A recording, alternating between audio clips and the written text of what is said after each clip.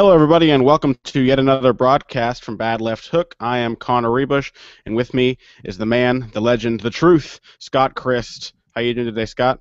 I'm legendary and truthy and a man.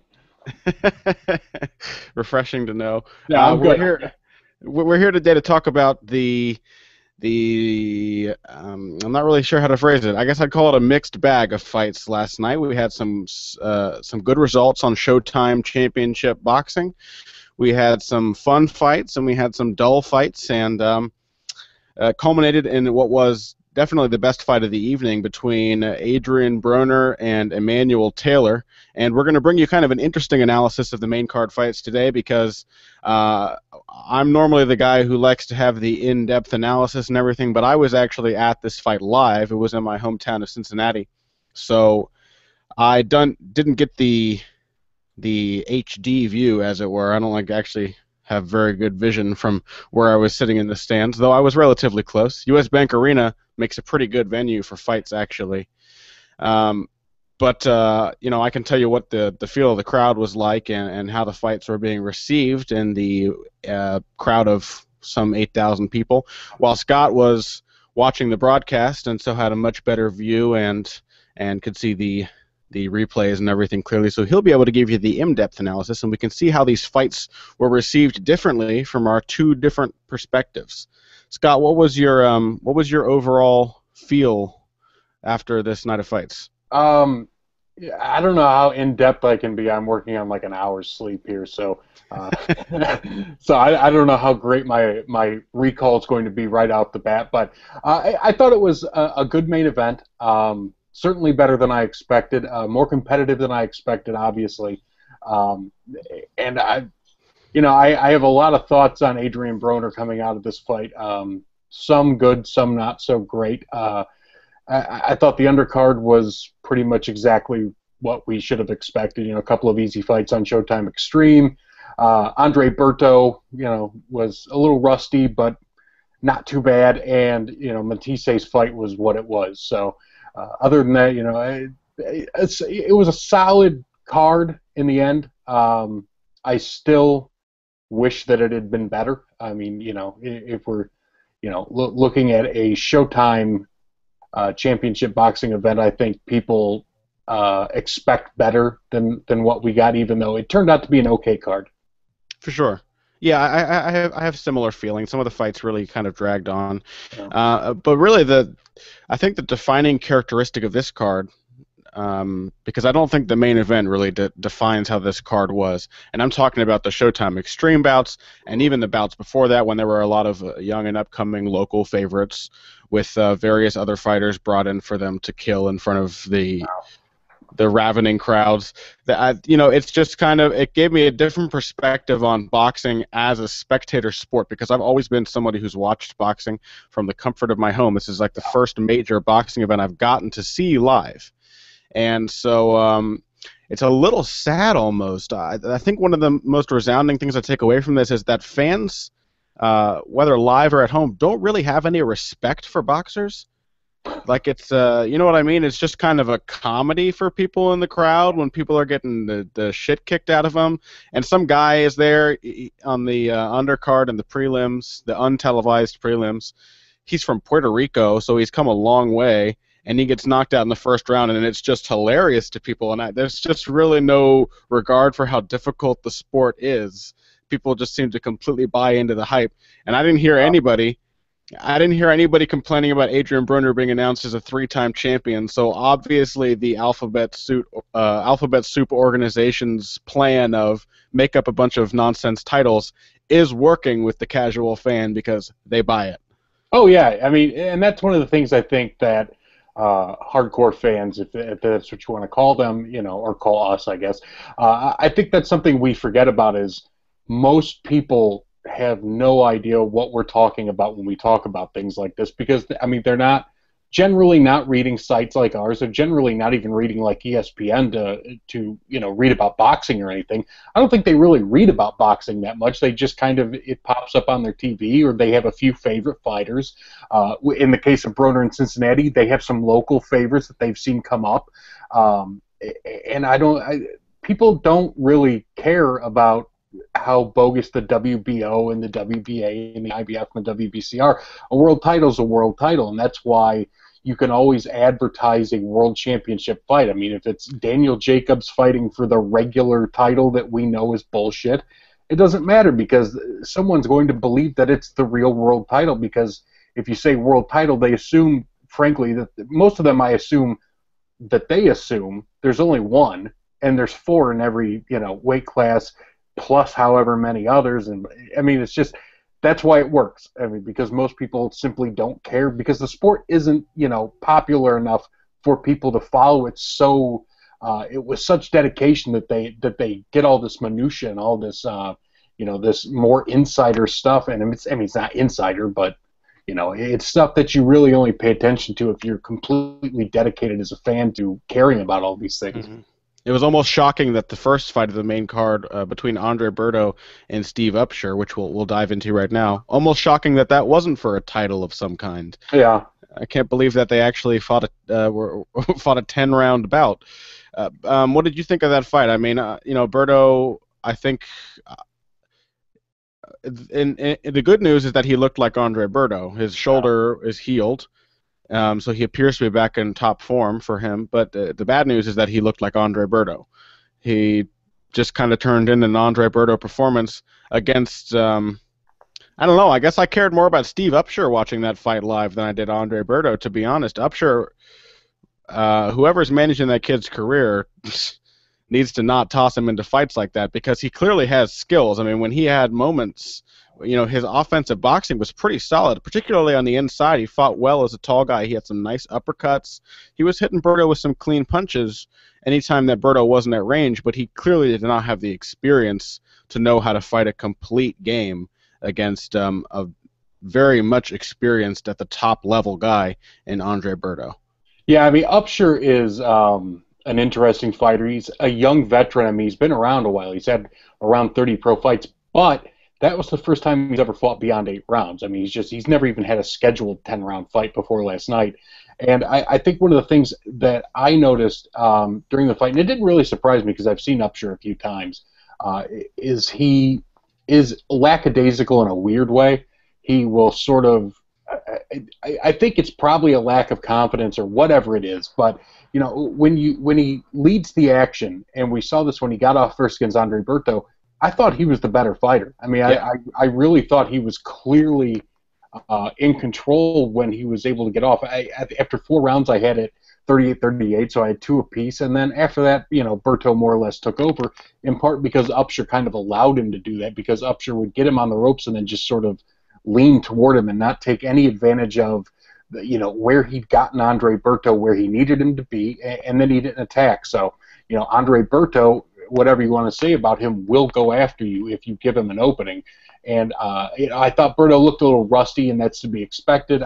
But it was good that he looked healthy, and the shoulder didn't pop up and tweak and bother him or anything like that, as far as we know. So yeah, and he was throwing some wide right hands too. He was throwing some things that, if he was having lingering issues, you would expect to see it. So he did appear to be completely healed. Yeah, and as the fight went on, that his approach stayed pretty much the same. So I thought he looked fairly good for a guy who'd been off 14 months, who hasn't won a fight in 3 years. I don't know if he'll ever get back to where he was, but I don't know if he was ever really as good as anybody thought he was to begin with. He's a very, very entertaining fighter. I am always happy to watch Andre Berto fight. I mean, he made, it was supposed to be a soft touch tune-up against a guy who couldn't punch, and that turned into a fairly entertaining fight, at least for the first 6 or 7 rounds. I thought by the 9th that it was probably, I thought Upshur's corner could have pulled him out of that fight, because...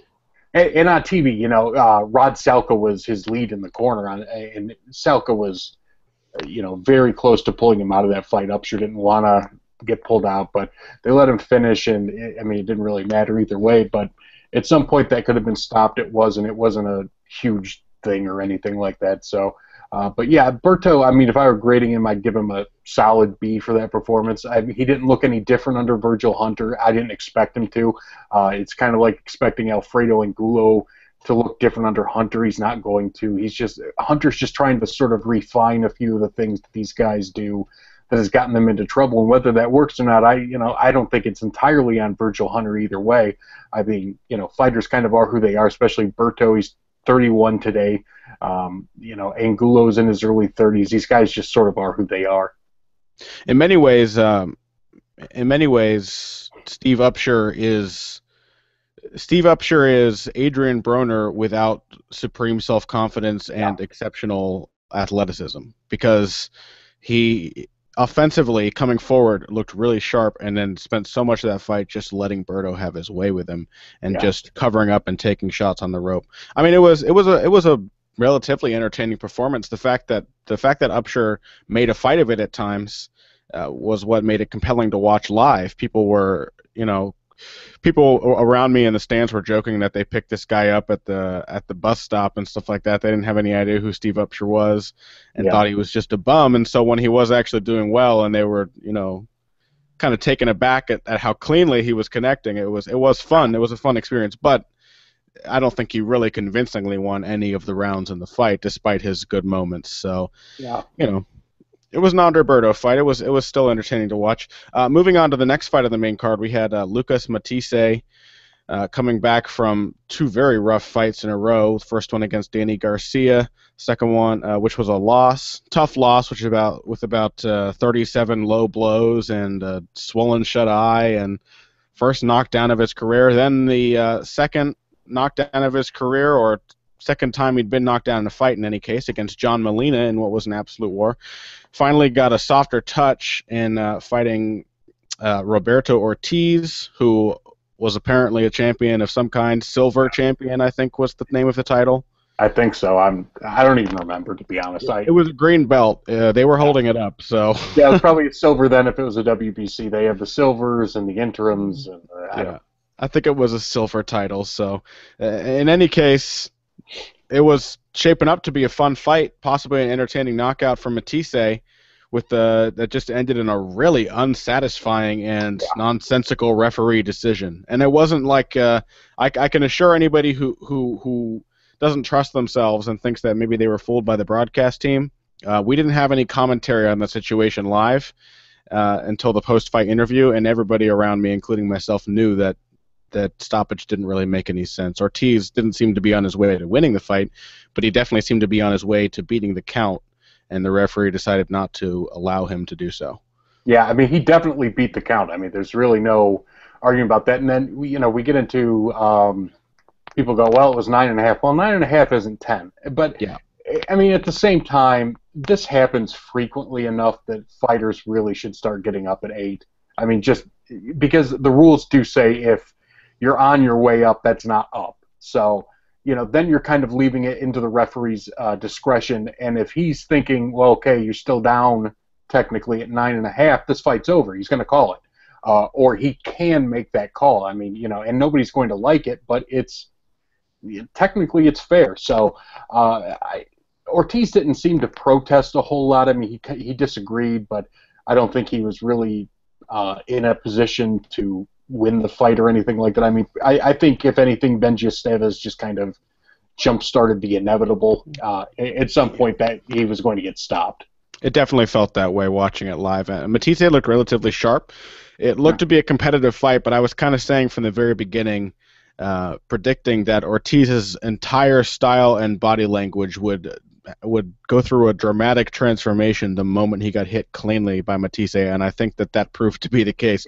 Matisse connected with a few punches in round 2, and suddenly Ortiz was almost entirely on the defensive, and that's when, kind of swinging back with a desperation kind of get off of me right hand, he got caught with that left hook to the liver. So, I mean, it was clean work from Matisse. It's not Matisse's fault. It shouldn't say anything about him that the stoppage was unsatisfying, because he looked sharp. And personally, I would love to see. What do you feel about prospects for Matisse's future? What fights would you like to see him in next? Well, there's 2 fights, and it's the Danny Garcia rematch, which he's been calling for. And I don't know if you saw after the fight, Garcia on Twitter said he'd take that fight. He said he'd beat him again. He didn't really say he'd take the fight, but I mean, we'll see there. But if Garcia moves up to 147 or that fight just isn't there, then the Adrian Broner fight is very interesting. I would frankly pick Matisse to win and not have a second thought about that one. But at the same time, Adrian Broner is a good fighter, and Matisse has had struggles against good fighters. I mean, I thought he beat Devin Alexander and Zab Judah.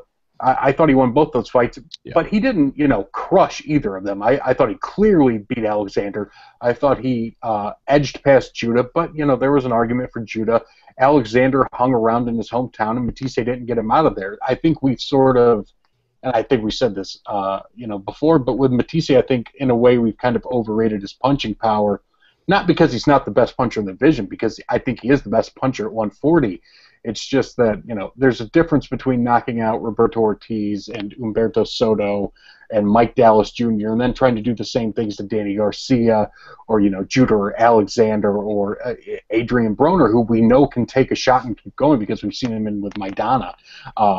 So I think that's a really interesting fight. If I were guessing which one is more likely, I would think the Adrian Broner fight. And I think that makes for an interesting fight. I think it's a very tough test for Broner, and we'll have more to say for Broner next.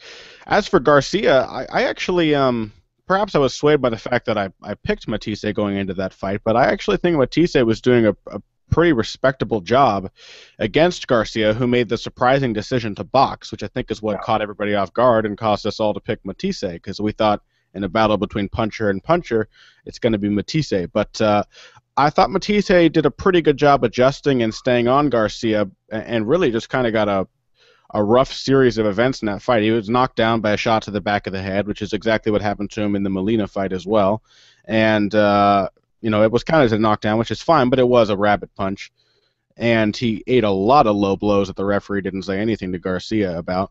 His eye closed up. I mean, it's a fight that, while good and while an impressive performance for Garcia, kind of it gives you the impression that you could see a better match next time around. With if fights get stopped on cuts, that's a legitimate knockout, but it's still not as satisfying as one man really not being able to continue. Same thing when a guy's eye closes up and he still appears willing and just can't do what he would have done otherwise. So I would love to see that rematch. I agree. I think the Broner one's more likely, but they're both fun fights. And I still kind of favor Matisse in either of them. I think Matisse could hang with either of those guys. Moving on to the main event, we've got, of course, Adrian Broner versus Emmanuel Taylor. This is one that whoever is consistently overestimating Adrian Broner was predicting to be kind of a walkover for him, but Emmanuel Taylor is one of those guys who is always ready and willing to surprise the matchmakers. He's a tough guy. He's been around the circuit a few times. He had a fight with Chris Algieri recently. It didn't go his way. Won a kind of lackluster decision his last time out. But against Broner, just seemed to have a solid game plan, and it seemed to be a favorable style matchup for him. Taylor's a guy who can throw good combinations of punches, punch well coming forward, and Broner is a guy who continues to show a propensity for hanging out with his back on the ropes and trying to play defensive counterfighter when he is really best suited to be a come-forward boxer puncher. So this one definitely got a pop from the crowd. Yeah. I'm interested to know, before we get into the fight itself, how was the fight in the stands portrayed on the show? How was that portrayed on the Showtime broadcast? I think Mauro Ranallo mentioned something about people, paying money to see professionals and then paying attention to idiots in the crowd, amateurs. So they did have to kind of acknowledge it because it was so clearly a distraction right at the start of the fight. It seemed to last most of the first round, or at least half of the first round. So I was actually wondering if you were, near it, or if it was me. It was me. I lost. I lost a fight in the stands. So I've waited till now to tell you that I actually missed the entire main event. I got my ass kicked and had to leave. Actually, it happened on the opposite side of the arena from me, but it was very clearly a brawl that was going on. Everybody within about 100-foot radius in the stands was standing up. People who paid $125 for floor tickets were standing up, turning away from the ring to watch this fight. So Ronaldo's got a point there. And apparently there were just two shirtless guys going at it. And it took about three and a half minutes for the police to get through the crowd and get to them to break it up. So it was more stamina than you see in most street fights, I guess. Yeah. Yeah. Certainly the fight happening in the ring was more interesting, though. It was... I don't know if I want to say surprisingly competitive, because I I think I expected Emmanuel Taylor to be able to compete with Broner, and yet still it's satisfying in a way to see somebody go up against somebody with Broner's hype and kind of establish that Broner is not always as skilled as we are constantly led to believe by the people promoting him. Yeah.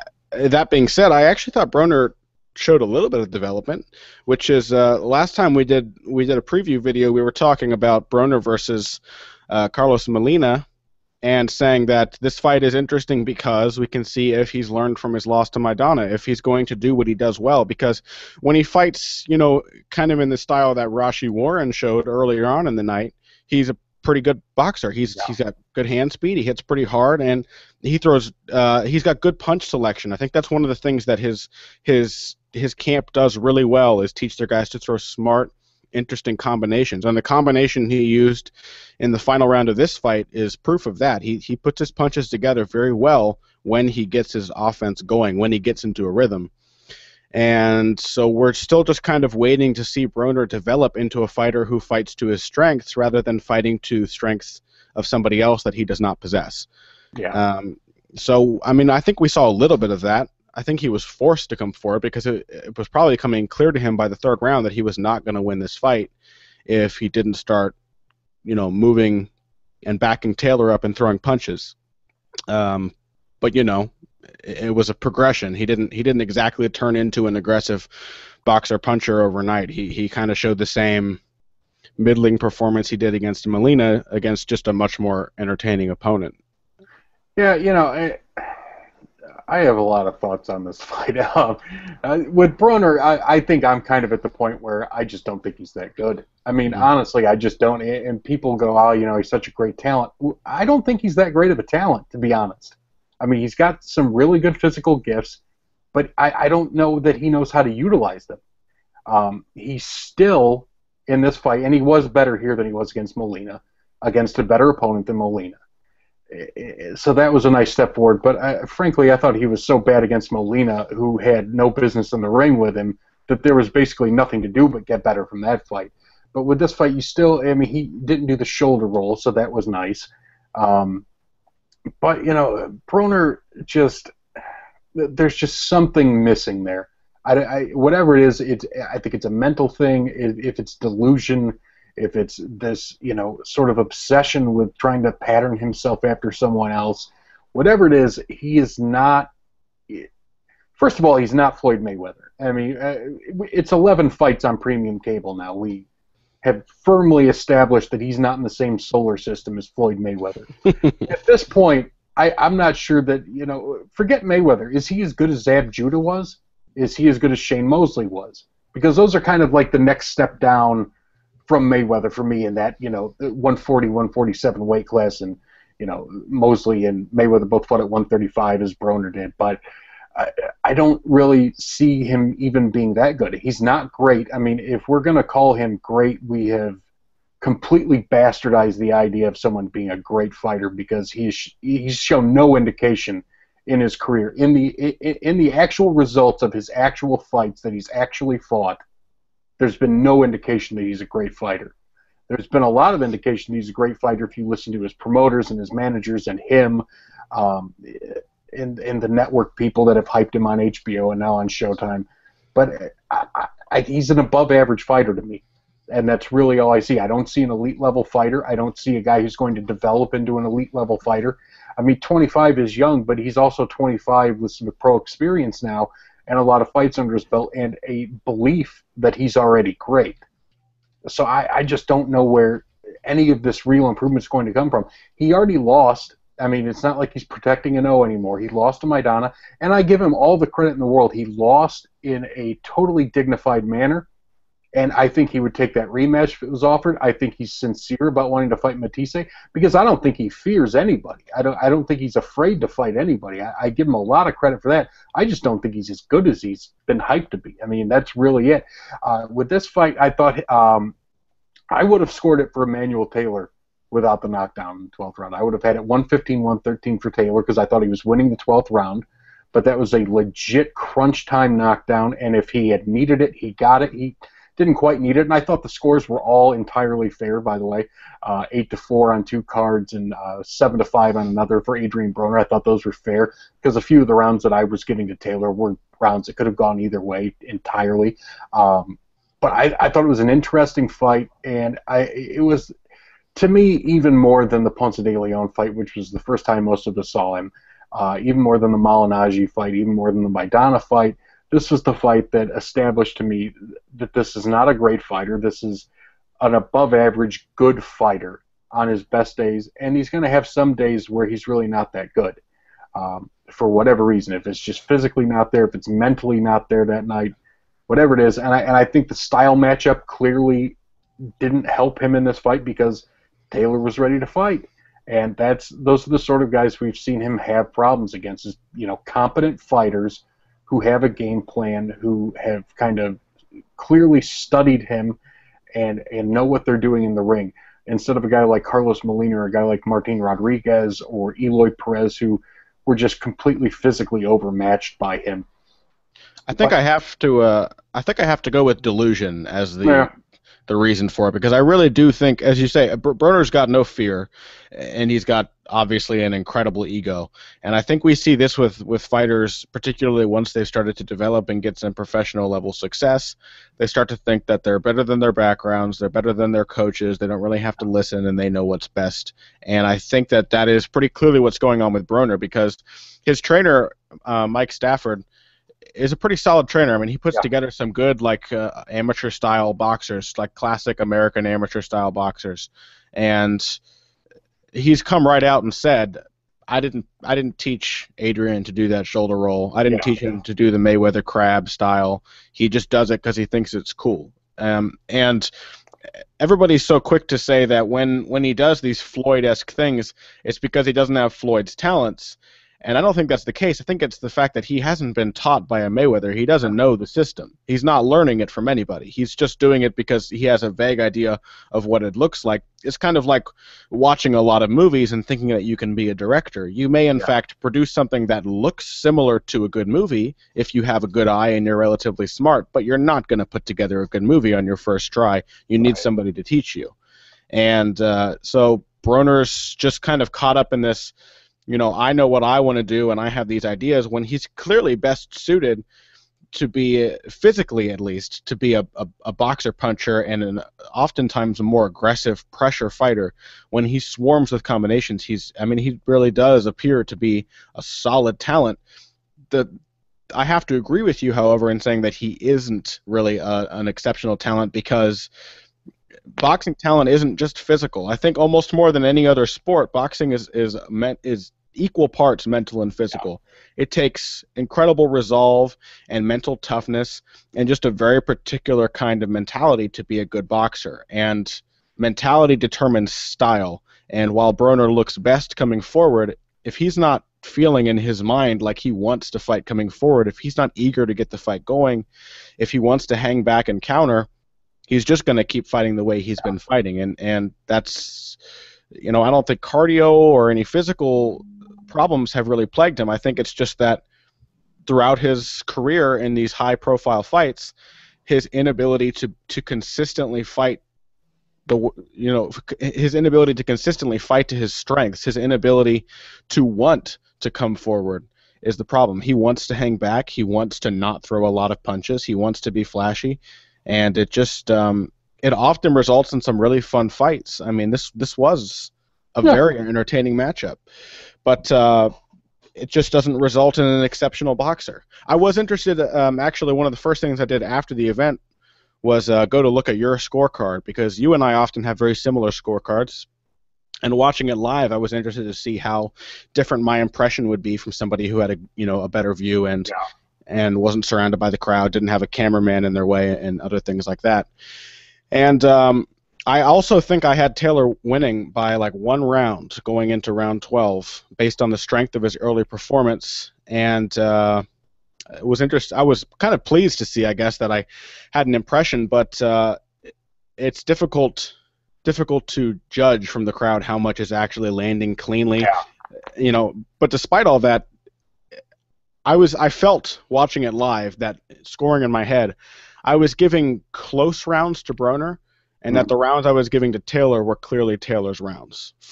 At least throughout the first like 8 rounds of the fight, I felt like Taylor was more, when he was winning a round, it was convincing, and when Broner was winning a round, almost like I was doing Broner a favor, because it definitely felt through the first half of the fight at least that Taylor was the one dictating the pace and the action. That Taylor was really the one causing the fight to happen, that it was his style that was making the fight exciting and not necessarily anything in Broner's approach.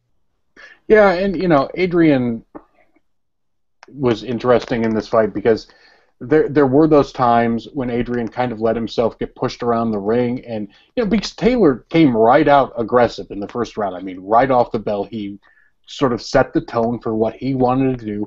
And to Adrian's credit, I thought he made some nice adjustments over the course of the fight. There were moments when he looked like he was clearly the stronger, better fighter. And there were moments where Taylor looked like he was just a better boxer and had a far better game plan. More disciplined. I think coming into the fight that Emmanuel Taylor and his team probably had the better game plan. I think Adrian Broner did make some nice adjustments. And at that point, what should be his superior talent level kind of took over here and there. Not even enough to, sort of take over down the stretch of the fight, because I thought he really won the fight with a beautiful, great knockdown in the 12th round. I mean, that was a killer combination. And that looping left hook that came in kind of up from under, I thought that was a great shot. It was just nicely set up. It was very well executed. That's when Adrian Broner is, someone who I understand people getting super excited about, even still after we've seen him all these times and seen him struggle, seen him look great. I mean, I still look back to the DeMarco fight, which I think is sort of an overrated win, in that DeMarco's not that great, but DeMarco was a legitimate top lightweight at the time, and he dominated that fight. I mean, Broner was excellent in that fight because he was fighting exactly the way, like you said, that he's been taught by Mike Stafford. And you're right, maybe he could do the shoulder roll. Maybe he would be good at that if he were trained to do that. And if he wants to do that, then it's probably time that he hooks up with Floyd Mayweather Sr. and at least starts doing it right, or as right as he's going to be able to get. But, it's one of those things that I think so few guys can really pull off. We've seen Roger and Floyd Sr. try to teach that sort of style to different fighters over the years, Wes Ferguson and however many other guys.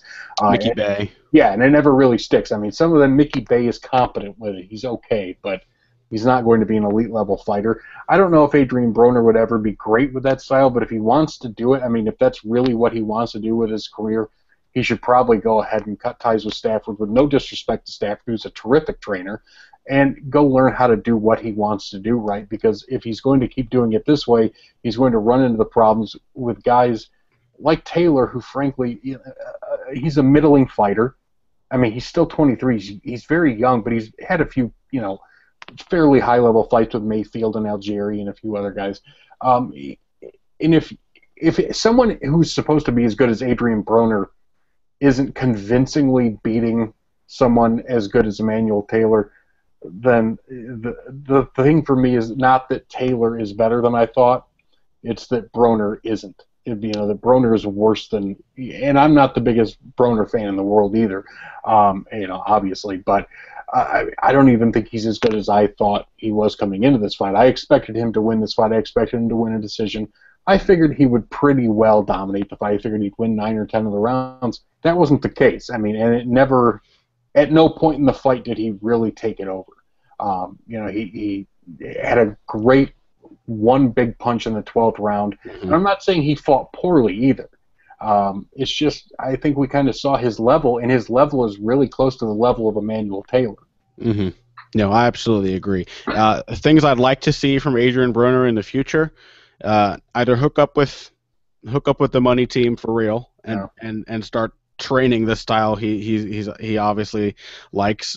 Though we did see him get away from that a bit in this fight. We saw a lot more of him like fighting out of the high guard and using combination punching. So if he does continue along that track, then what will perhaps change my perception somewhat on Broner, and at this point I think it will take a long time to really to really cause me to come around on Broner as a talent once again. But I want to see him throwing more combinations coming forward. He was exceptional in this fight when he used his jab, when he was forced back and threw the jab to the body and used it to set up his hook to the head. He really looked promising. His jab to the body in particular was a great stopping punch against. Yeah, I thought his body work was terrific in this fight. Yeah, especially against a come forward fighter like Taylor, who has relatively good head movement on the front foot. It's good to be able to stick that in the pit of his stomach, and I'd like to see him do more physical fighting because he's no longer at 130, but he's still one of the biggest guys in the division at 140. Yeah. And when he was on the inside and pushing Taylor around, he was, as you said, he appeared to be the stronger fighter. I mean, I think when he fights using his physicality, he looks excellent, whereas the Mayweather Crab style is not a physicality style. It's all finesse. It's absolute finesse, and Broner really seems at his best when he is imposing himself on the opponent, not waiting on them and trying to counter them and be slick, but just forcing them to fight his fight. So next time out, I don't know who he's going to fight. If he does fight somebody like Matisse, I don't think that he really has a chance of showing those improvements because I think the power of Matisse, overstated as it may be sometimes, is going to force Broner to go into his defensive shell. So we'll see if he can make those improvements. And if he does lose to Matisse, I mean, honestly, the only chance we have of seeing Broner live up to his hype or even approach his hype at this point is to get more fights against guys of Emmanuel Taylor's level, but he doesn't seem to be interested in that. I think he wants to fight the best. So who knows? Anyway, I think that just about does it for us. It was a fun event to see live. It was certainly a different experience, but the main event really was the atmosphere was pretty electric during the event, especially that 12th round knockdown was absolutely stellar. People who were leaving during the 9th and 10th rounds really missed out on a huge pop from the crowd. So, but that's how we do it in Cincinnati. We leave the baseball game in the 7th inning, and we got to get to the parking lot.